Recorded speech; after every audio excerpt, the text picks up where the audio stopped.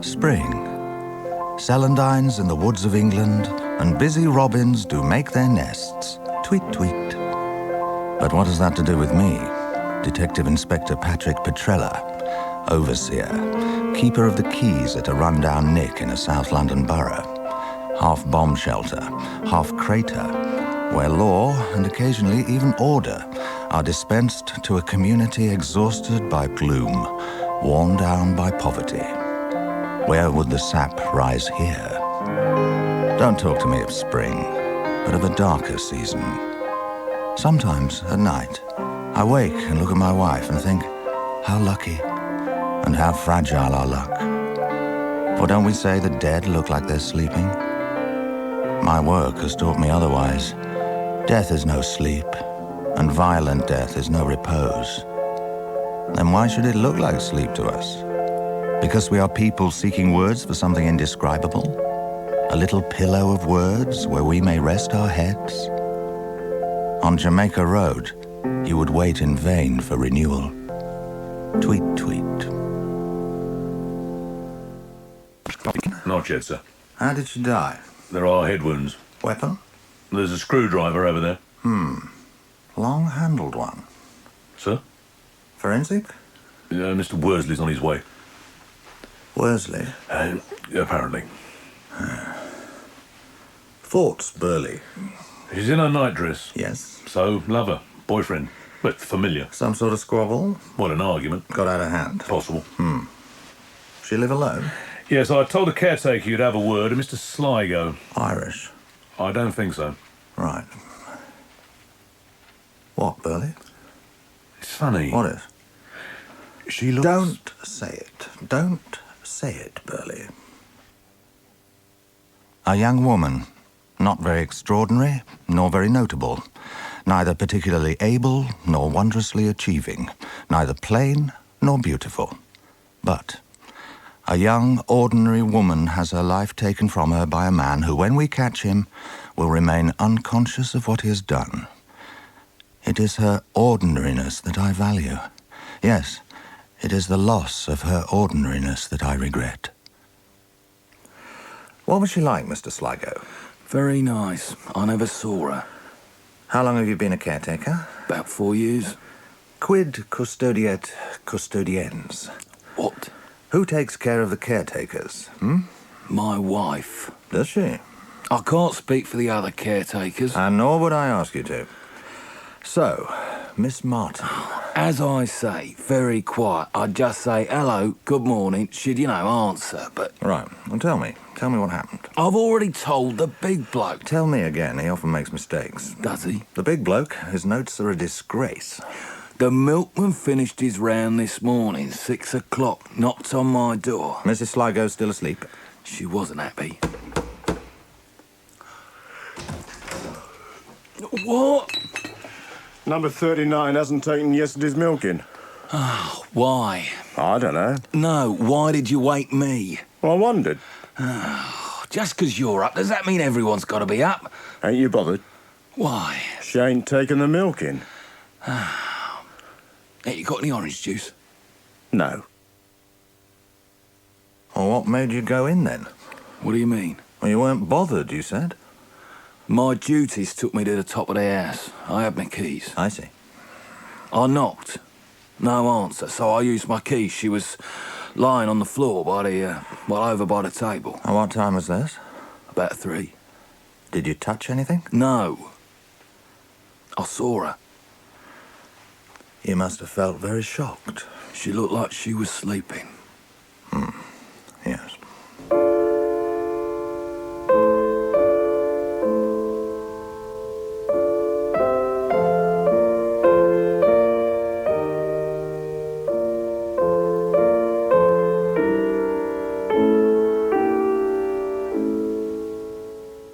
Alice Martin, 31 years old, unmarried.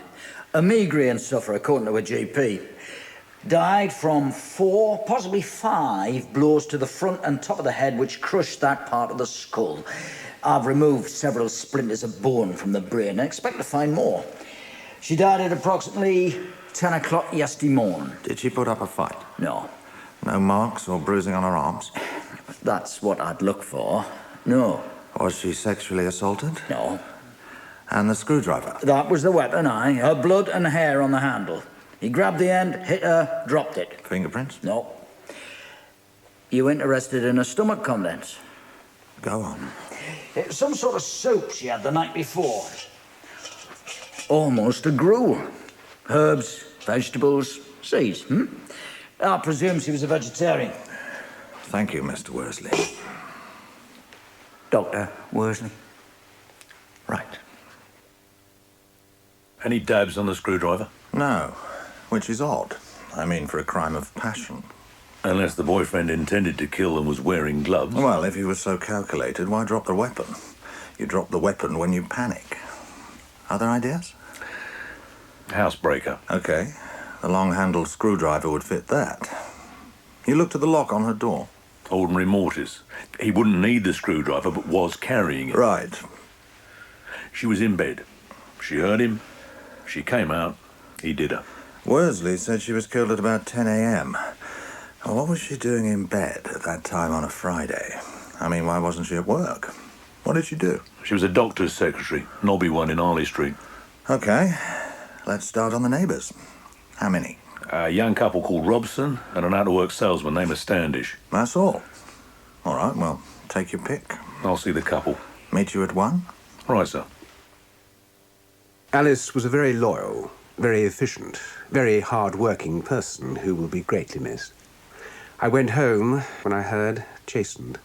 As a doctor, I see tragedy, if not every day, then frequently enough. But this one was not prepared for. Sherry? No, I won't, thank you, Dr. Hunter. And why is one surprised? One reads about such things, and yet, when it happens to one, when it impinges on one's own life, I throw up my hands and I say, what on earth is it all about? Are you sure you won't join me? No. Did you know she wasn't coming in on Friday? She was a victim of migraine. Thursday afternoon, it was quite apparent to me that she was suffering. I checked her eyes, sent her home. I said, don't come back. I see. So you knew she wasn't coming in? I didn't expect her. What was it? A lover? Did she have a boyfriend? She was a quiet one, but still waters, I think. You know? Between ourselves, Miss Martin was really quite attractive. You know what I'm saying, Inspector? Yes, I do. Oh, yes. Something of the desperately understated, but nonetheless frightfully effective come hither. You follow? Ever have a crack at her yourself? What are you suggesting, Inspector? What are you saying? I looked, but I didn't touch. Did you ever prescribe anything for her? I'm a naturopath, or will be when the certificate arrives. A lot of my clients are very wealthy people, society people.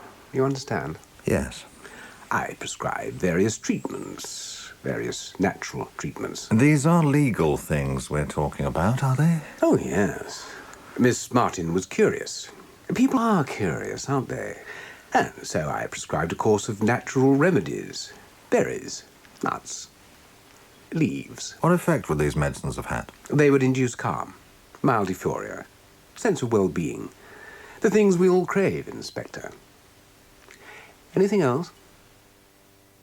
Did you see her very often, Mrs. Robson? Yeah. No. Oh, no, not often, no. We'd see her. On occasions. Yeah. How often? Maybe once a week? Well, not that often. No. Once a month.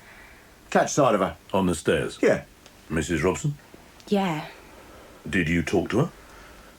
Well, hello? That's about it. Did you ever see her with a boyfriend? No. Mrs. Robson, What? you never saw her with anybody? She didn't. Shall we let her tell us? Mrs. Robson. No. Well, she was always on her own. I didn't see her, really. I never saw her. Did you ever go into her flat, Mr. Robson? What would I do that for? You were her neighbour. Yeah? So, didn't you ever borrow a cup of sugar? No. I don't take sugar. I mean borrow. I don't take sugar. Where do you work, Mr. Robson? Fanshaws. Oh, yeah. What do you do? I'm a driver. So, you never saw much of your neighbour then? She was stuck up. Oh, but she had a nice coat. What'd you say? You noticed her coat? Only that. Only what? Only once. We cannot think of spirits without a sense of place. Perhaps the ghosts who haunt us are those we have not released. As I stood in Alice Martin's small flat among her undistinguished furniture, standing as she might have stood, with the same weak sunlight casting the same shadows she might have seen, I wondered about her unfinished life, about what secrets she took with her. Like all of us, so much unsaid.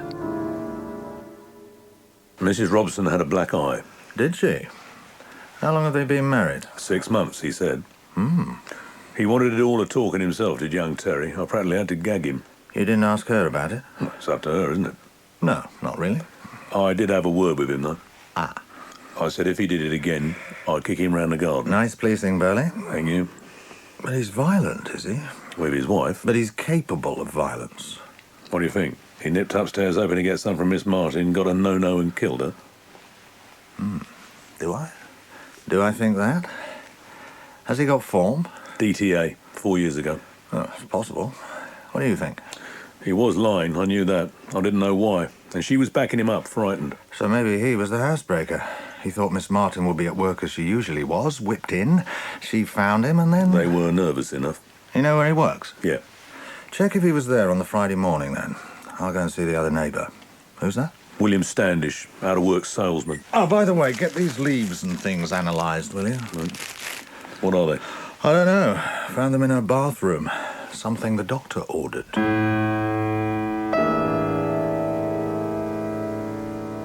This won't take long, Mr. Standish. Do you want to sit down? Thank you. I haven't got anything to offer you. I haven't been out. No, don't worry. I was very shocked. Were you? Very, very shocked. Alice was a wonderful person. Tell me. In every way. She was an angel. Did you see much of her? Yes, every day. Every day? Yes. You, We were engaged. to... Unofficially. We didn't want to fuss. I see. That's why... Can you imagine how I felt? Yes. She was my life. When did you decide to get... I'm sorry, how long did you know her? Well, that's it, isn't it? I mean, that's the question. In a sense, I've always known her. Before I met her, in my lonely days, I knew there was someone. But I felt I knew her, in answer to your question. Yes, but I mean in a more literal sense. A year ago, when I moved here. In the spring, that was her time. Her time? Well, I believe that everybody has their own season. Spring was Alice's. Do you have any ideas about who might have killed her? No. It's a meaningless question to me. We have not that long ago come through a war. We can no longer say that certain things are not possible. But her death is as near to a meaningless act as it's possible to get. Ask anyone. Yes. Now, where were you last Friday morning? Here. Alone? Of course. I'd pop onto the landing at about 6:30 in the evening. That's when she used to come home. I'd prepared a supper for her. Her favourite. Fish in a bag. But she said she had a migraine and was going to bed. I went up later to see how she felt, but she didn't answer. You knocked on her door? Yes. She never told you she was being threatened, or...? No. No, and she would have told me. We confided everything to each other. Did you see or hear anything odd that morning? No. Now, you used to be a salesman, didn't you? Soft furnishings. But you're not at work at the moment. The doctor signed me off. My nerves. My nerves got on top of me. What did you do with that fish? The one in the bag? I ate it. Alone.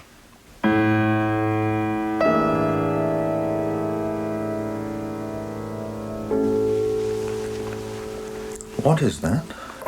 Salt beef. kosher? I don't know. Got it down the road. Right. Are you hungry, sir? No. When you're ready.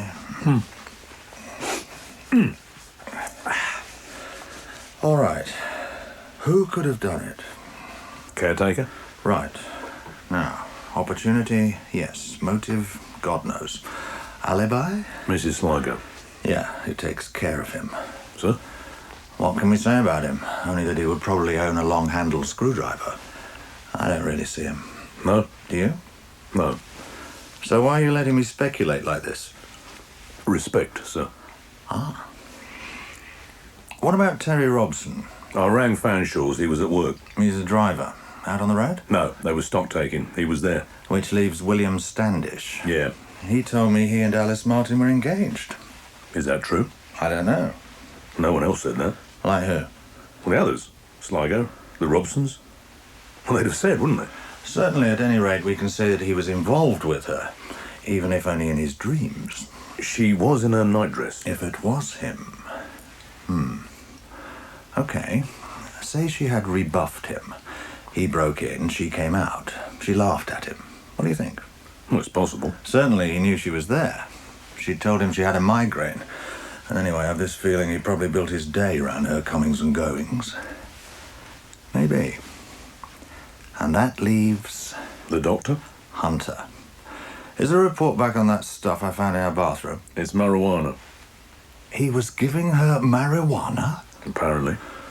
So, ring West End Central, see if they know him, will you? Petrella? When was this? And where? Right. Break-in, house next door. Old man caught him at it. We got him?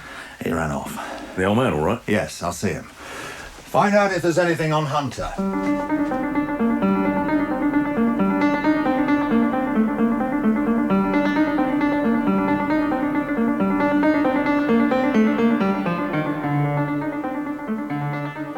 I was polishing my assegais.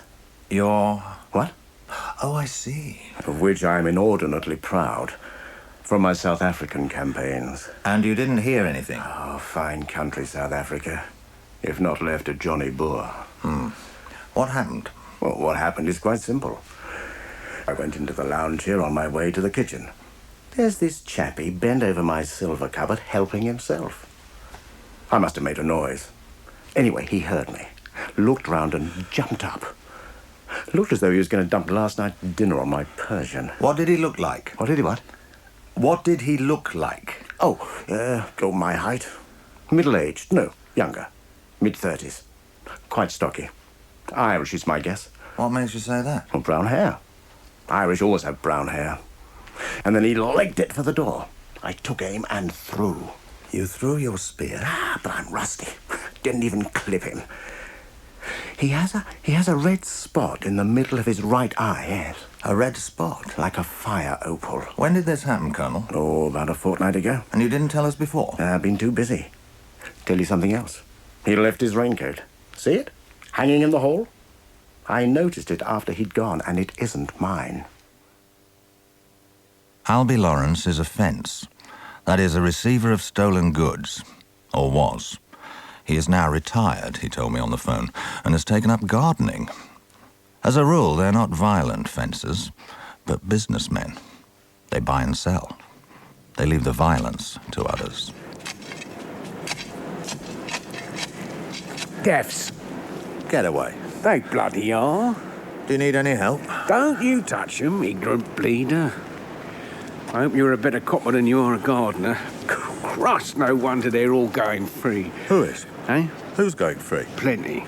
Who? I'll get my notebook out. Villains. Right. You're not working anymore then? I told you. So? What are you after? This bloke killed a girl at Carhow Mansions. Yeah, I read about him. There's scum round here. There may have been someone on a job. Housebreaker. It's possible. Amateur. Got a description. Medium height, brown hair, late 20s. And he has a spot. A red spot in the middle of his right eye. Anything? No. What's the matter? I'm not a grass. Who said you were? I'm talking about someone who killed a girl, Albie. I'm asking for the benefit of your experience. You want a bit of cake? No. What's wrong with you? Oh, I've had intruders. Tell me. Last night, these blokes outside the house. Doing what? Stamping on me flowers. Kids? No. I come out. I've got this bloody great stick. Right. I'm going to kill them. For stamping on your daffs. They're scum. You know who they are? One of them yells out, "You're a grass, and this is just the beginning." Albie. I ain't telling you. Well, you have told me. Off the record. What do you want me to do? Nothing. If I catch him, I'll kill him. I see. Yes, very wise. Very judicious that would be, wouldn't it? I ain't a grass. Who said you were? Find out, can't you? You're the copper. You throw rats in a sack and tie it at the top. In short order, those rats are attacking each other. So with people. We bite others. We bite ourselves. In the darkness, we bite anything that moves. My wife teaches the tango. There's little call for it in South London, but she's Argentinian and persistent. Her school is a room above a butcher's shop. I have no doubt that sometimes when he is sharpening his knives, that butcher thinks of Buenos Aires and what he would like to do. And lift, and heels, and lift. Mr. Campbell, the tango is the drama of seduction enacted on the dance floor. You must seduce Mrs. Graham. So, those hips, thrust, good, thrust, better. You must show her what you're made of. What is it? Turn it down! Oh, it's impossible. Would you please wait here? Hello? Could you please give a message to my husband? Inspector Patrick Petrella. Tell him his wife called. Would you? The coat we'd found at the Colonel's looked like a person, or like a skin recently vacated. It held the body's contours. Where it sagged, our man sagged. Where its shoulders bulged, so did his. It was a print of him. So as I looked at it under the severe lighting in Worsley's lab, I felt he was hanging there, in front of me. A perfect absence. Gabardine raincoat, 5 years old, possibly war issue, worn hard. The man's a driver, by the wear on the back, in a car that's none too clean. Drinks tea, perhaps while he's driving, spills it everywhere. Other stains, 2 cases ink, 1 case rabbit blood, 1 case varnish. You're looking puzzled. No, go on. A quantity of sisal hemp fluff. Sorry? What didn't you understand? Go on. Recovered from the seam of the left-hand cuff and some marmalade from the right-hand one. Flavour? Lime? Look, Dr. Worsley. I haven't finished yet. Right. In the right-hand pocket, there were a number of fragments of oyster shell and a stain of oil of a type used in marine engineering. That's it. What does it mean? I'm sorry. I mean, thank you very much for your work. Oyster shell? Yes. What's that then? It's the shell of oysters. I know. And the boat oil. From a boat. Burley. A part-time fisherman breaks into flats. Burley? So, how do you know it's the same man who killed Alice Martin? There's a question here, isn't there? Sergeant Burley. Yes, right. Mrs. Petrella would like you to ring her, sir. Why did he think the old man's flat was empty? He tried the bell. And the old man's practically deaf, so he went in. Right. If we're assuming it's the same man who killed Alice, why did he think her flat was empty? She didn't answer the bell. And the other flats in the building? Same thing. If someone comes to the door, he says, what? Oh, something. Can I... What? No, I'm selling. I'm selling brushes. Something like that. And did he? What? Well, he didn't ask them. The Robsons, Standish, Mr. Sligo. We didn't ask them if anyone came to the door. We said, did anything unusual happen? And they said no, because it wasn't unusual. Perhaps. Get an artist's impression of the man Colonel Wing described and take it to Alice's neighbours. Right, and your wife, sir? Oh, OK. Anything on Dr. Hunter yet? He organises parties for the delicate and wealthy. Knocking shop? Yeah, I should think so. OK, I'll see him again. Hello, Sarah. Ah, the cut and thrust of deductive reasoning. Rapier-like exchanges between two first-class minds who respect each other's contributions. And then there's Burley and me. Tweet, tweet. When I got home, my wife was watering the tulips. Always a bad sign. How's the watering? This is not about plants, Patrick. I realize that. It is the butcher. I know. I visited his shop. I attempted to speak to him. What happened? I said that I wish to operate a small dancing school. Dance school. What? Probably not dancing school, is it? I am a dancing teacher, and it is a dancing school. Are you correcting my English? No, you're probably right. I told him I would not wish to disturb him.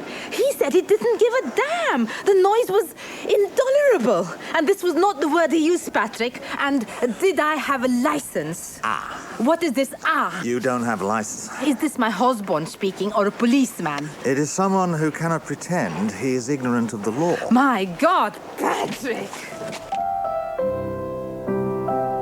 I looked up.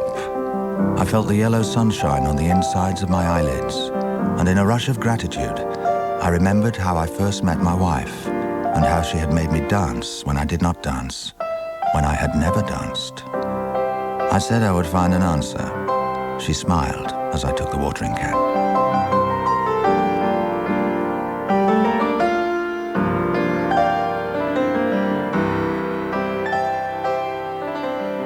Sherry? Still no. Go on. Substances was the word they used. A generic for what, exactly? Illegal drug. Everything is drugs. We live in a chemical universe. I haven't really got time for this. I thought you were a sensitive man. No. I was wrong. Yes. I could arrest you. For possession, at least. Possibly for dealing as well. Prove it, as they say. The scandal alone would punch a hole in your pension. And I think you might be overcome by the smell of methane as your nervous friends hurried away from you. This is so tedious. Isn't it? I promise not to inflict more than the bare minimum of reality on you. A young woman is dead. I didn't kill her. I have had to visit you a second time because you were less than frank with me. Perhaps I was protecting her memory. Yes, you'll forgive me if I don't believe that. Alice Martin came to my parties. She liked parties. She liked money. She liked laughter. Stop me when your righteous anger boils over. She was on the game. For you? No. She was involved with one or two or more men. They bought her things. Jewellery. Gifts. Did any of the men ever go back to her flat? No, I don't think so. That was the funny thing about her. She liked to live a double life. During the week, butter wouldn't melt in her mouth. And at the weekends, well, butter was the last thing she'd put there. Oh! I see. What do you see? You're one of those men who has to idealize women. Well, she was no angel. I don't care about that. I think you're scum, but I don't care about that either. You know why I slapped you? Because you've wasted my time. You think that's what? I want the names of these men. That's not possible. It isn't? Who is your superior? God, I want the names. I'll write them down. When she was drunk, she used to say, if it ain't broke, break it. All those walls, they're coming down like bloody Jericho. A high-class pimp. Isn't that a contradiction in terms? A ladies' man. Yes. Like Albie Lawrence. What? Well, you saw him, didn't you? Albie Lawrence the fence? It's widely known. He has egg stains on his cardigans. So? His breath could stun a horse. The mystery of womanhood. What? When his old clients were doing time, Albie would pop round and sort out the wives. Please. It's a fact. You are inflicting truly horrendous images on... Make him a few enemies, that, though, wouldn't it? Sir? He's having bother from some of his neighbours right now. And also, I think he's holding out on me about our housebreaker. Did you get that drawing from Colonel What's-his-name? Wing. It wasn't easy. He's deaf. Let's have a look. Yeah. 30, 35, round face, brown hair. And with a London accent. That's it. All right, show the drawing to Alice's neighbours. I got these names of men she was seeing from Hunter. Blimey, I'm impressed. I better make some phone calls. Anything else? Yes. There are 253 people currently licensed to catch oysters off the south and east coasts. You got addresses? Yes. I wish I had your life, Burley. A search for a murderer is also a search for the victim. The manner of her going disturbed our world and my sleep. I could hear the sound of bare feet on her varnished floor. She'd heard something. Someone in her flat. A panicked half-turn. A screwdriver inverted in the early light.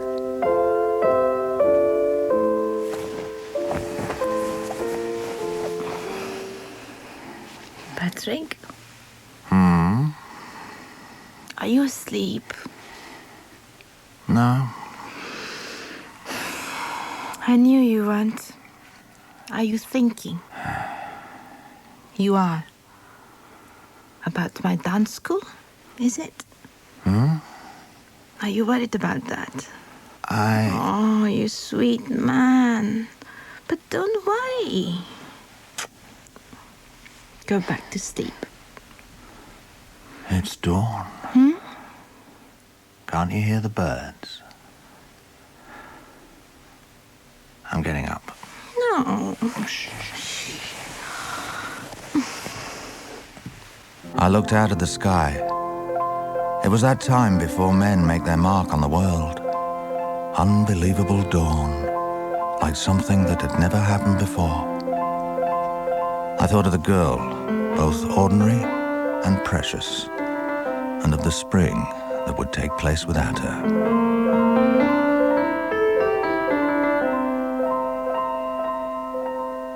I showed the drawing to the neighbours. They all said they'd had visits from the same man early on Friday morning. He told him he was from the council, checking up on whether census forms had been delivered. Right, so our man... Case in the flats. Until... Alice Martins. She didn't answer. Why not? Dr. Hunter's herbal remedy made her sleep deeply. So, he went in. Right. She came out, and he panicked. Incidentally, both Mrs. Robson and Mr. Standish say the man had a limp. Well, that was his screwdriver in her trouser pocket, most probably. Did they see the red spot in his eye that the Colonel was on about? No. It's dark anyway, isn't it, in the hall? Mm-hmm. So, why didn't he kill the Colonel?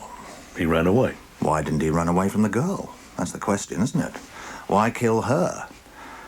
Unless she recognized him. One of the men she knew from Hunter's parties. Maybe, but none of them would be housebreakers.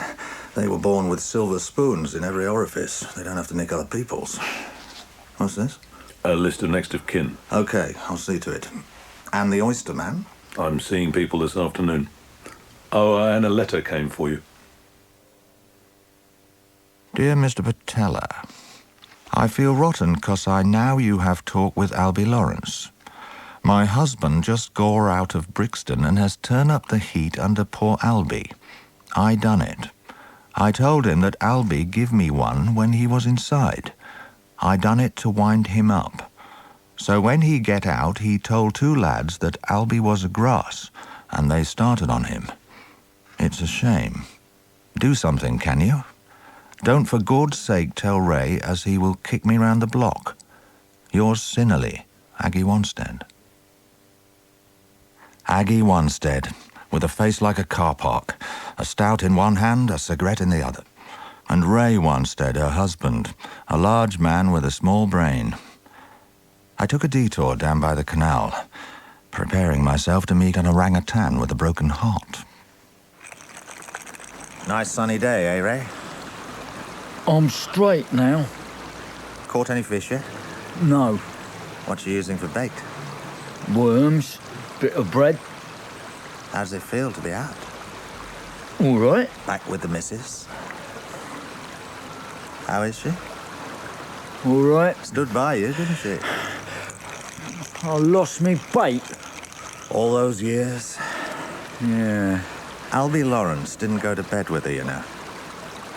How'd you know? He respects you. No, he don't. I tell you, he does. You should have kept away from her then. Listen to me, Ray. Why would a man who respects you do this to you? Didn't you used to bring stuff to him when you were thieving? Didn't you? So? He never told us anything about it. What would he? He didn't. That's the point. Well, he didn't want to get nicked. He wouldn't have got anything. We offer immunity to fences. He told us nothing. Why? You know why? Respect. Huh? Respect for you. You think? Has to be. She said he done her. Well, Ray. What? Who knows what goes through a woman's mind, eh? You saying she lied? She thought something. She said it in a heated moment, yes? Forget it. I mean, ask yourself, why would anybody in their right mind want to sleep with your wife? No offense, of course. Hey? And now, 2 boys are stomping on Albie's spring flowers. It's messy. You gonna drop it? I might. They give me an angel when they give me Maggie, Mr. Petrella. Did they? All right. You still got that room? Which one? Where you used to stash your stuff? Yeah? Why? How about if I borrowed it for a while? Here, have a handkerchief. Oh. Thanks, Mr. Petrella.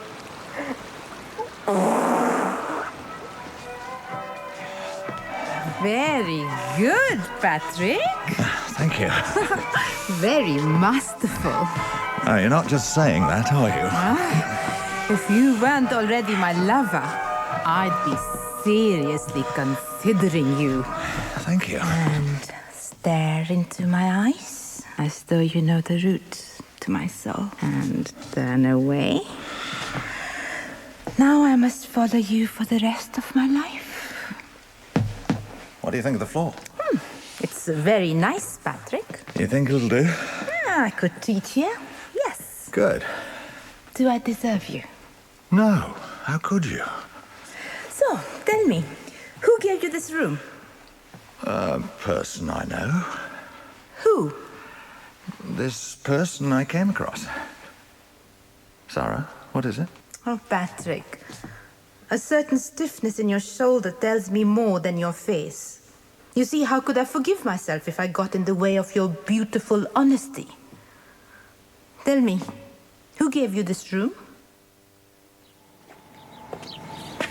The tulips have recovered, Albie? Yeah. They're soon over, though, ain't they? So? I got a name for you. Tell me. Well, this geezer come to me. Little bloke. I don't know him. He says he's got something to sell. I tell him I ain't in business anymore. But he's going on, and then I see it. This red spot in his eye, like you said. So I give him a bit of blag, makes out like I'm interested, and he fetches this bloody great spear out. What? Said his uncle give it him. So I'm going, yeah, very interesting. There's not a lot of call for spears. But I say I'd like a mate of mine, and look at it. Will he come back? He says he will. When? Tonight. We arranged tonight about 8. Did he give a name? Robert, he calls himself. Right. And how's your bit of bother? Oh, it's all quieted down now. Good. Yeah. Ray Wanstead's wife didn't do you any favours? Oh, I don't know. Making out you've been to bed with her? Yeah? Albie, you did go to bed with her. What? It's just being neighbourly. And her letter? She's a good girl. You set her up. I hoped you'd lean on him. I'm indignant, Albie. Are you? I've just remembered. What's that? A line from a poem. Oh, yeah? Good fences make good neighbours. Do we? 8 o'clock? 8 o'clock.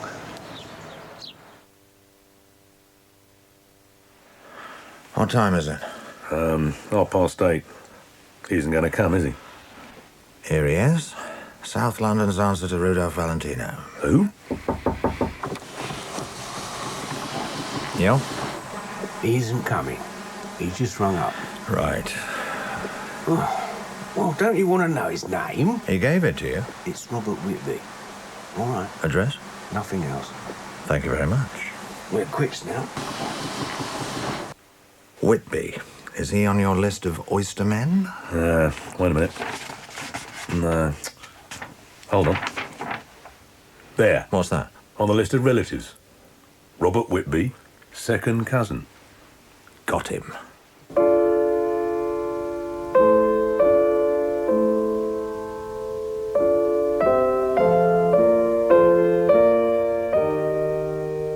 Our parents used to say, play, go off and play.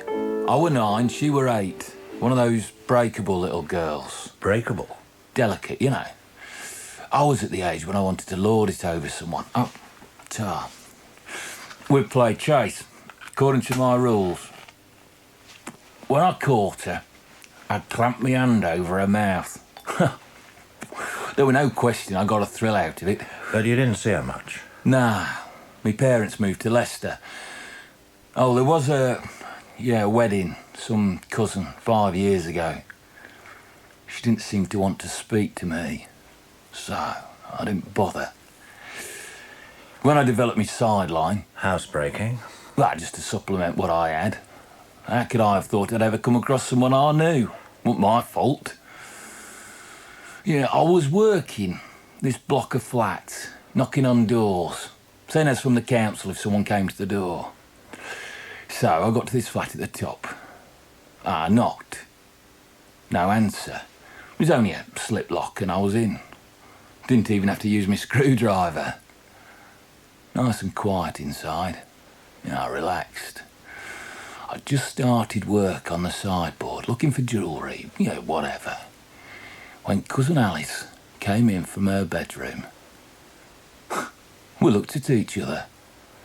She looked like she'd just woken up. "Robert," she said. Robert. Now, wasn't that bad luck? For her, you mean? For me. For me. Now, she gave me no choice. I mean, what choice did I have? All done, sir? Yes. I think we could say he was fairly frank and forthright. And by the way, we had a message from Colonel Wing. Says, could he have the raincoat back? What? Says he forgot it belongs to a nephew of his who left it at the Colonel's flat. This man apparently trains budgerigars and uses powdered oyster shell in their feed. So? Complete waste of time. Would you mind telling Mr. Worsley? You mean Dr. Worsley? Yeah. Only I'm busy. Got to go out. Picnic with my family. Thought we'd look at the flowers. For we are human, which means that we need a little space, and a little hope, and a little light. That is my conclusion. I rest my case. Tweet, tweet.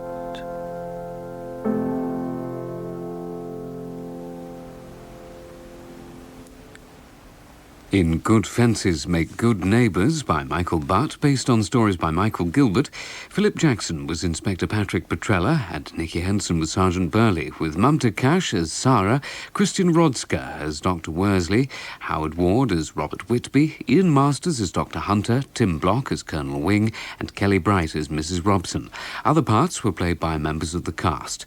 Petrella, directed by John Taylor, was a Fiction Factory production for BBC Radio 4.